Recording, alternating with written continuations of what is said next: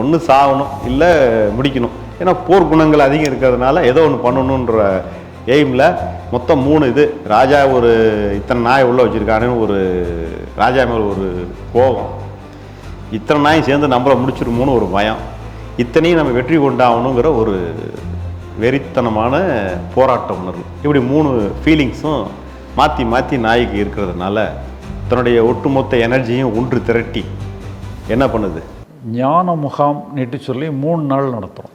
நீங்கள் ஒவ்வொருத்தரும் வந்து என்னென்னு சொன்னால் உங்கள் ஆயுளுக்கே ஒரே ஒரு தடவை நீங்கள் கலந்துக்கிட்டால் போதும். திருப்பி திருப்பி கலந்துக்கிட வேண்டிய அவசியமே கிடையாது. அதுக்கு பிறகு நீங்கள் வாழ்நாள் முழுசும் நீங்கள் ஞானம் சம்பந்தமாக நீங்கள் எந்த முயற்சியும் பண்ண தேவையில்லை. உங்களுக்கு எல்லாமே நாங்கள் கற்றுக் கொடுத்துருவோம். எத்தனையோ வேலைகளுக்கு மத்தியில் நீங்கள் அந்த இதை கற்றுக்கிட்டீங்கன்னு சொன்னால் லைஃப் லாங்காக அது வந்து உங்களுக்கு பயனுடையதாக இருக்கும். எந்த பிரச்சனையுமே நீங்கள் எளிதாக எதிர்கொள்ளக்கூடிய ஒரு ஆற்றல் உங்களுக்கு கிடச்சிரும். கதையை நீங்கள் கவனமாக கேட்கணும். கதைக்கு பிறகு 5 கேள்விகள் கேட்கப்படும். கேள்விக்கு சரியாக பதில் சொல்லணும். சொன்னால் நீங்கள்லாம் இப்பயே ஞானிகள் டிக்ளரேட் பண்ணிடலாமா? பிட்டடிக்கக்கூடாது, யூடியூப் பார்த்துருக்கக்கூடாது, ஒரிஜினலாக இப்போ தான் பார்க்குறேன், இப்போ தான் இந்த மாதிரி ஒரு கேட்குறேங்கிறவங்க பதில் சொன்னால் போதும், மற்றவங்க வேண்டாம். சரியா? ஒரு ராஜா, அவர் ராஜாவுக்கு என்ன கடமையாக இருக்கும், வேலைக்குன்னா என்ன இருக்கும்? ஊர் மக்களுக்கு பிரச்சனைனா சண்டை போட்டு காப்பாற்றுறது, நாட்டு நடப்பு நிலவரங்கள் என்னங்கிறத பார்க்குறது, அந்த புறத்தில் இருப்பார். மீறினா இதெல்லாம் சலுப்பாச்சுன்னா வேட்டையாட எங்கேயாவது போவார். இவ்வளோதான். அவர் என்ன கம்ப்யூட்டரில் உட்காந்து நம்மள மாதிரி வேலை வைப்பாரா? பார்க்க மாட்டார். இப்படி இருக்கும். அப்போ ராஜா வந்து ஒரு வேட்டைக்கு போகிறார். போகும்போது கூட வந்து தளபதியும் ஒரு வேட்டை நாயும் கூட்டின்னு போகிறார். போயிட்டு அங்கே ஃபாரஸ்ட்குள்ளே போய் ஒரு மானை வில் எடுத்து ஃபுல் ஃபோக்கஸில் இழுத்து குறிபார்த்து மானை அடிக்கிறதுக்காக ஃபோக்கஸில் வச்சுருக்காங்க. அப்போ பார்த்து அந்த இவர் ஃபோக்கஸ் பண்ண இடத்துக்கு மேலே ஒரு மரம் இருக்குது. அந்த மரத்துலேருந்து ஒரு கருநாக பாம்பு இறங்கிட்டு இருக்குது. அது ராஜாவுக்கு தெரியவே இல்லை. ஏன்?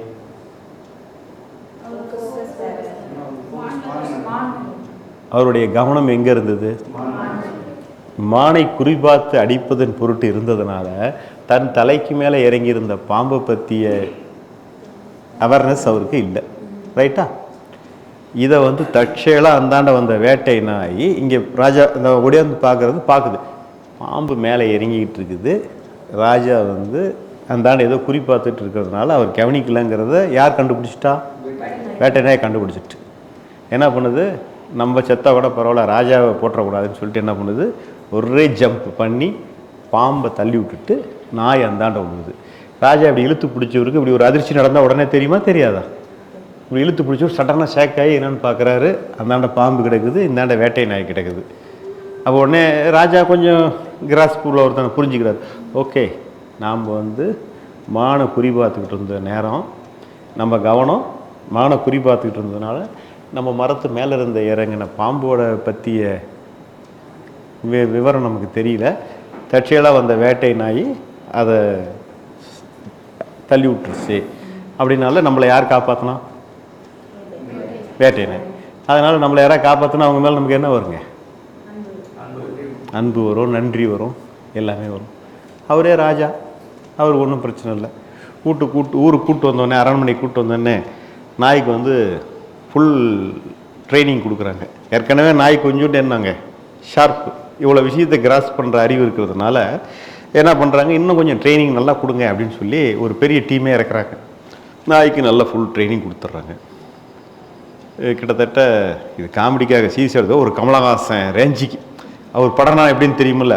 ஒரு தடவை அவர் என்ன சொல்கிறாருன்னு பார்க்கணும், 2வது தடவை பார்த்தா தான் ஓ இதை சொல்கிறாரான்னு நம்ம தெரிஞ்சுக்குவோம். அதாவது அந்த ஒரிஜினாலிட்டி எடுப்பார் இல்லையா, அவர் புரிஞ்சுக்கிறதுக்காக சொல்கிறேன். அந்த மாதிரி ஒரு நாய் வந்து பயங்கர ஸ்கில் ஆயிடுச்சு. அறிவு அதிகமாக வளர்ந்துட்டா என்ன ஆகும்? ஈகோ. வேற இன்டெலிஜென்ட் டீம் அப்படின்னு சொல்கிறாங்கல்ல. இன்டெலிஜென்ட் டீமுக்கு என்ன வேலை? இங்கிலீஷ் படம்லாம் பார்க்குறீங்கல்ல, நம்மளே இருக்குது இன்டெலிஜென்ட் டீம்னு இருக்குல்ல. ஹைலி இன்டெலிஜென்ட் டீம் அப்படிங்கிறாங்களே, அந்த அந்த இதுக்கு என்ன வேலை? பாதுகாப்புனா எதிர்நாட்டில் என்னென்ன வச்சுருக்கிறாங்க, அவங்க இராணுவ தளவாடம் என்ன, நம்மளை அவங்கள உளவு பார்த்து நம்மளை சேஃப்கார்டாக வைக்கிறதுக்கு என்னென்னு செய்வாங்க. கிட்டத்தட்ட அதுக்கு பேர் வேவு பார்த்தல், ஒற்றன் படை அப்படின்னு சொல்லிக்கலாம். கரெக்டு தானே? வேவு பார்க்கறதுங்கிறதும் ஒற்றன் படைங்கிறதும் வேறு வேறு ரெண்டும் ஒன்று தான். சரிதானா? மதிநுட்பம் அப்படின்னு சொல்லுவாங்க. இன்டெலிஜென்ட் டீம்னு அதுக்கு தானே பேர் வச்சுருக்காங்க. அந்த அளவுக்கு நம்ம யார் ஆகிட்டா, நம்ம வேட்டை நாய் ஆகிட்டாப்ல. அப்போ என்ன ஆகுது பாக்குது, என்னடா ராஜா டெய்லி சாயந்தரம் 6 மணிக்கு நமக்கே தெரியாமல் எங்கேயோ வெளியே போகிறோம், இன்டெலிஜென்ட் ஆகிடுச்சு இல்லையா, எங்கடா போகிறான், தினம் போகிறான், என்னன்னு தெரியலையே, இவனையே கொஞ்சம் நம்ம என்னன்னு கவனிக்கணும் அப்படின்னு சொல்லி ராஜாவுக்கே தெரியாமல் ராஜாவை வேவு பார்க்கணும். ஓகேவா? போயிட்டா ராஜா வந்து ஒரு 10 கிலோமீட்டர் இன்டீரியர் ஃபாரஸ்ட்டில் ஒரு கிளாஸ் ஹவுஸ் கட்டிக்கிறார், கண்ணாடி மாளிகை கட்டுறார். இந்த மாதிரி ஒரு இன்டீரியர் நல்ல இன்டெப்த் ஃபாரஸ்ட்டுக்குள்ளே கட்டிக்கிறார் அவங்க எல்லையில். நாய்க்கு வந்து பார்த்தோன்னே ஷாக்கிங், நமக்கே தெரியாமல் இருந்தாலும் இவ்வளோ பெரிய பில்டிங் கட்டிக்கிறாங்க அப்படின்னு ராஜா மேலே ஒரு ஷாக்கிங். இருந்தாலும் சரி இவனுக்கே தெரியாமல் நான் சஸ்பென்ஸாக போய் ஏன்னா தான் செக் பண்ணி பார்த்துருவோன்னு சொல்லிட்டு, ஏன்னா இன்டெலிஜென்ட் டீமுக்கு எப்படி உள்ளே போகிறதுன்னு வழி சொல்லி தெரியணுமா, அவங்க அழகாக உள்ளே போயிட்டாங்க. இப்போ போன ராஜா வராரு, மந்திரிக்கு அந்த வெளியில் இருக்கிற காவலாளிகிட்ட கேட்குறாரு, என்னப்பா அப்படின்னு கேட்குறாரு.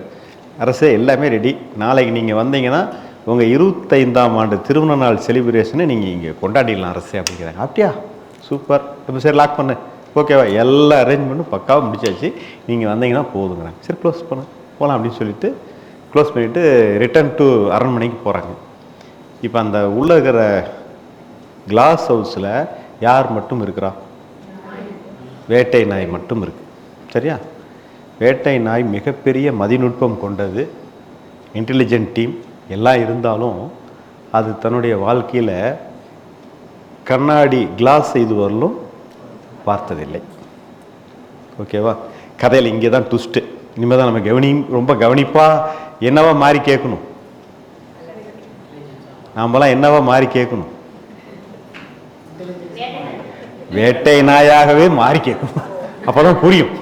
சரியா? படத்தில் அப்படியே ஒன்றிட்டா அவன் அடித்தா நாம் அழுவுறோமா இல்லையா?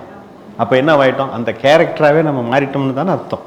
அது மாதிரி இப்போ நீங்கள்லாம் யாராக ஆயிடணும், வேட்டை நாயாகவே மாறி கவனிக்கணும். அப்போ தான் உங்களுக்கு சக்குன்னு புரியும். சரியா? ரைட்.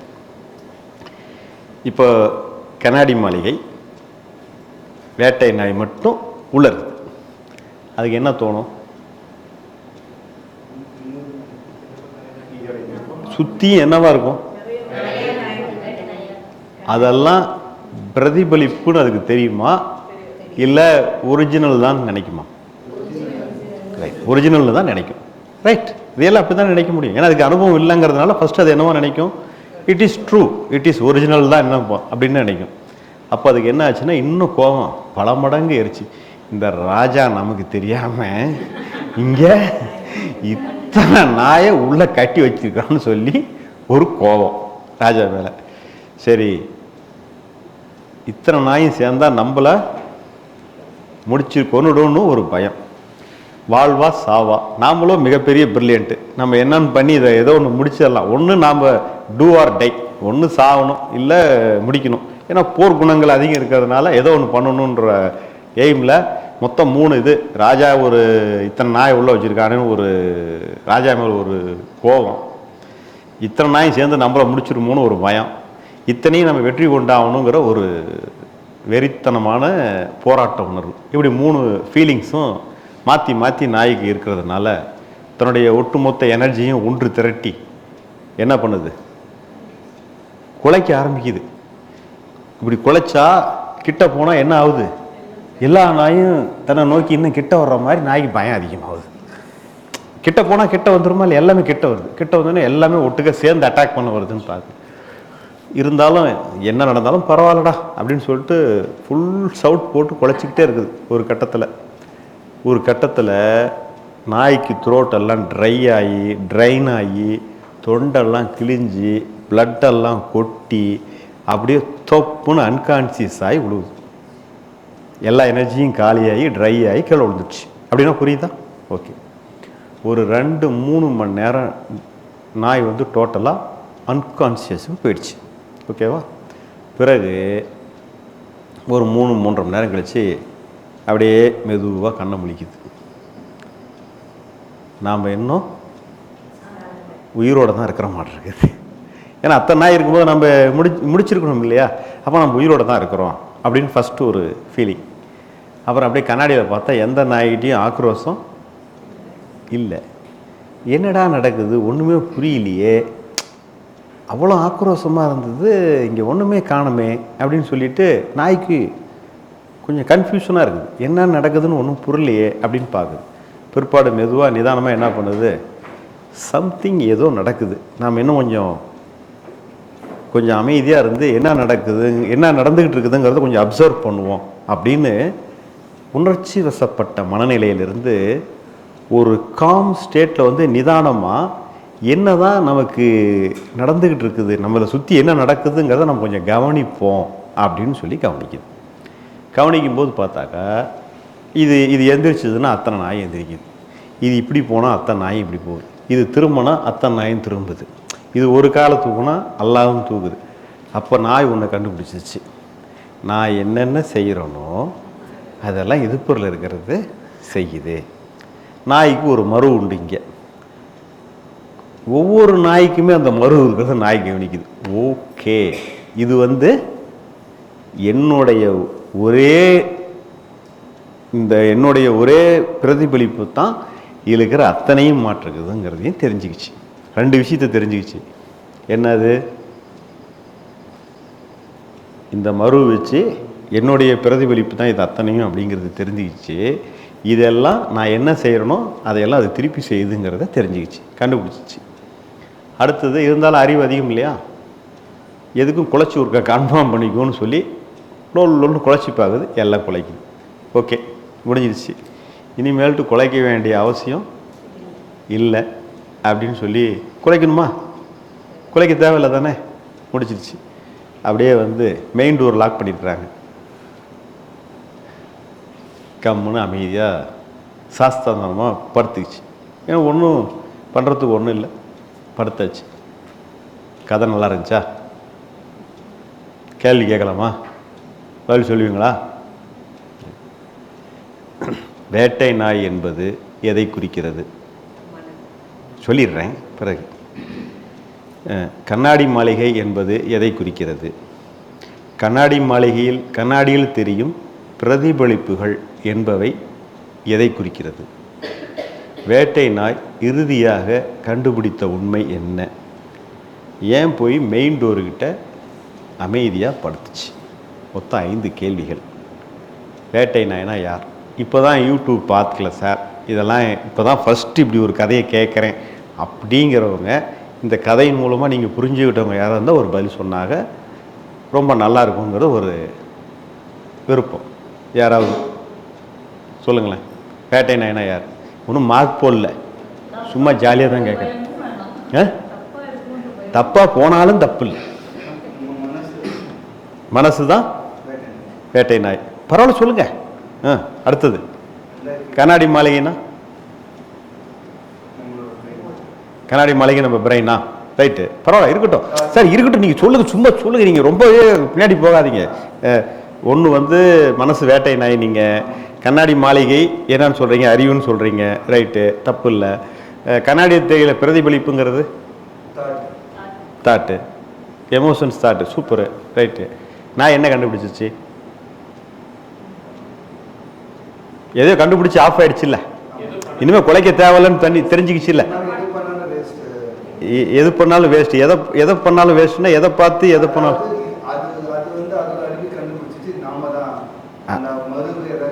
வச்சு, அதாவது அது வந்து ரிஃப்ளெக்ஷன் தான், அது வந்து ஒரிஜினல் இல்லை அப்படின்றத கண்டுபிடிச்சிச்சு. ஓகேவா? சரி.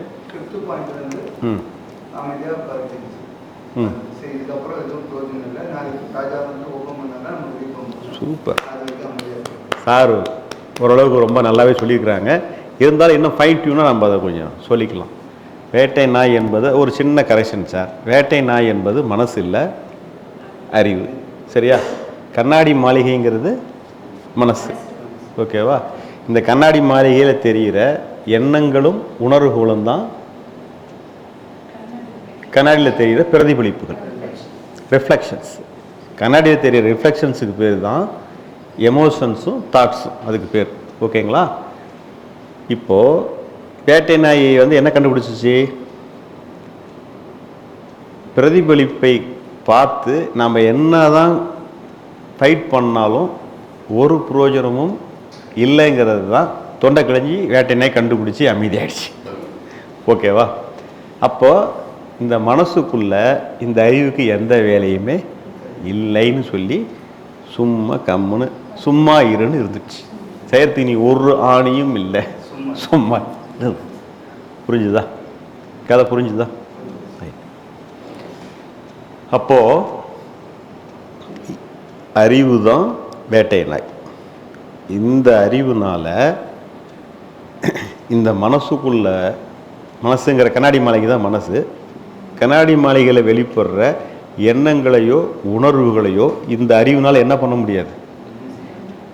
சரி பண்ணுறதோ மாற்றுறதோ டீல் பண்ணுறதோ அதனால் ஒன்றுமே பண்ண முடியாதுன்னு இந்த அறிவு புரிஞ்சிக்கிட்டு நாம் செய்கிறதுக்கு எந்த வேலையும் இல்லைன்னு இருக்கிறதுக்கு பேர் தான் சும்மா இருத்தல்.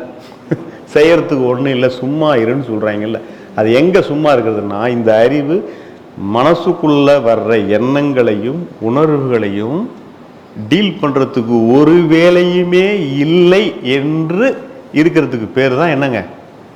சும்மா இருத்தல். ஓகேங்களா? வேலை வெட்டி செய்யாமல் சும்மா இருக்கிறத அவங்க சொல்லலை.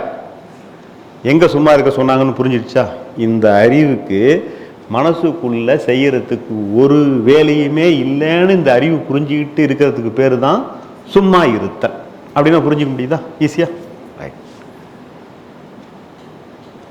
ஆனால் தொடர்ந்து நாம் எங்கே நம்ம சண்டை பண்ணிக்கிட்டே இருக்கிறோம்? எதை வச்சு எங்கே சண்டை பண்ணிக்கிட்டே இருக்கிறோம்? நமக்கு பிரச்சனையே எங்கே சார்? அறிவை வச்சு. எங்கே பிரச்சனை?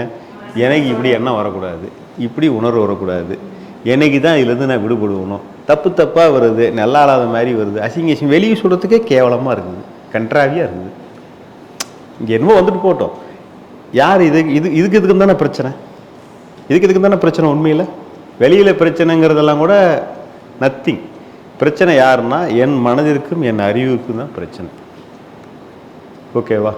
இப்போ யார் புரிஞ்சுக்கணும்? மனசு புரிஞ்சுக்கணுமா அறிவு புரிஞ்சுக்கணுமா? அறிவு தான் புரிஞ்சுக்கணும். மனசு கூட சண்டை போடுறது வேஸ்ட். பைத்தியக்காரங்கிட்ட சண்டை போடுறதும் மனசுக்கிட்ட சண்டை போடுறதும் ஒன்று. கரெக்டா இல்லையா? பைத்தியக்காரன் தானே. பைத்தியக்காரங்கிட்ட சண்டை போடும். அதாவது அறிவுள்ளவன் பைத்தியக்காரங்கிட்ட சண்டை போடுவானோ? ஏன் போட மாட்டான்? அறிவு இருக்கிறவன் சண்டை போட்டான்னா களைப்பாவது யாராவான்? அறிவுள்ளவன் தான். பைத்தியக்காரன் டென்ஷனே மாட்டான். அவனுக்கு சொன்ன தேஞ்ச ரெக்கார்டு மாதிரி அவனதையே தான் சொல்லிட்டு இருப்பானோ தவிர அவன் ஒருபோதும் மாற்றிக்கிறது கிடையாது. ரைட்டா? நம்ம அறிவு தான் என்ன பண்ணும், இதை டீல் பண்ணுமா வேணாமா. பைத்தியம் தெரிஞ்சால் கும்பிட்டுட்டு நவுந்துடணும். ஓகேவா? அங்கே போய் நான் யாருன்னு தெரியுமானா அடி வாங்குறது யாரு? நாம் தான் வாங்குவோம். தேவையில்ல. புரியுதா உங்களுக்கு நான் சொல்ல வர்றது? நாம் இவ்வளோ நாளாக நம்ம என்ன பண்ணிகிட்டு இருந்தோம்? எஸ், கரெக்டு தான், தப்பு இல்லை. இன்னைக்கு தானே தெரிஞ்சுக்கிறோம். பைத்தியக்காரத்தனமா என் அறியை வச்சுக்கிட்டு இங்கே இந்த பைத்தியத்துக்கிட்ட பாடுபட்டு சண்டையாக போட்டு வீணாக போய் நாசமாக போனது யாருன்னா நான் தான். நான் தானே என் அறிவு தான். கரெக்டாக இல்லையா? இனிமேல்ட்டு உங்ககிட்ட எனக்கு வேலையே இல்லை சார், விட்டுட்டா வேலை முடிஞ்சு போச்சா இல்லையா? அதுதான் ஞான முகாம் நீட்டு சொல்லி 3 நாள் நடத்துகிறோம். நீங்கள் ஒவ்வொருத்தரும் என்னென்னு சொன்னால் உங்கள் ஆயுளுக்கே ஒரே ஒரு தடவை நீங்கள் கலந்துக்கிட்டால் போதும். திருப்பி கலந்துக்கிட வேண்டிய அவசியமே கிடையாது. அதுக்கு பிறகு நீங்கள் வாழ்நாள் முழுசும் நீங்கள் ஞானம் சம்பந்தமாக நீங்கள் எந்த முயற்சியும் பண்ண தேவையில்லை. உங்களுக்கு எல்லாமே நாங்கள் கற்றுக் கொடுத்துருவோம். எத்தனையோ வேலைகளுக்கு மத்தியில் நீங்கள் அந்த இதை கற்றுக்கிட்டீங்கன்னு சொன்னால் லைஃப் லாங்காக அது உங்களுக்கு பயனுடையதாக இருக்கும். எந்த பிரச்சனையுமே நீங்கள் எளிதாக எதிர்கொள்ளக்கூடிய ஒரு ஆற்றல் உங்களுக்கு கிடச்சிரும்.